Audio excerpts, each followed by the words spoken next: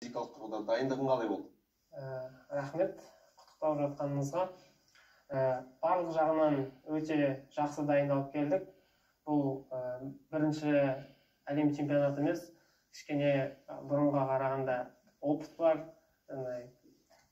дайындық бәрі жақсы деңгейде өтті, өзімізді жақсы сезіндік. Бапкердің айтқанын орындап, салмақ жағынан да, физикалық тұрғыдан да, барлық жағынан өте жақсы дайындықта болдық. Енді Ерлан, әлем чемпионатында қанша жекпе-жек өткіздің, қарсыластарыңа тоқтала кетсек? Осы әлем чемпионаты бұрынғыларға қарағанда да одан сайын жоғарғы деңгейде өтті. Қарсыластарым, мен әлем чемпионаты болғаннан бір круг босатылдым. Бірден екінші кругтан шықтым. Бірінші қарсыласым украиндық болды. Одан кейінгі ресейлік әлем чемпионы 51 килограммда 2017 жылға. Және соңғы жекпе-жек ақтық сайыс ол әзербайжандық спортшы болды.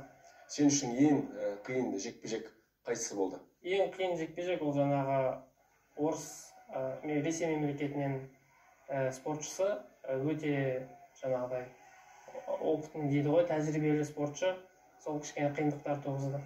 Нұрболат мырза, енді әлем чемпионатында 65 мемлекеттен 1600 спортшы өнер көрсетті. Енді дәл осы жеңімпаздардың тізімінде қазақ спортшылары да бар. Өзіңіз өткен жылғы әлем чемпионаты мен 2019 жылғы әлем чемпионатымен салыстырсақ, дәл биылғы нәтиже жақсы жетістік деп айта аламыз ба? Иә,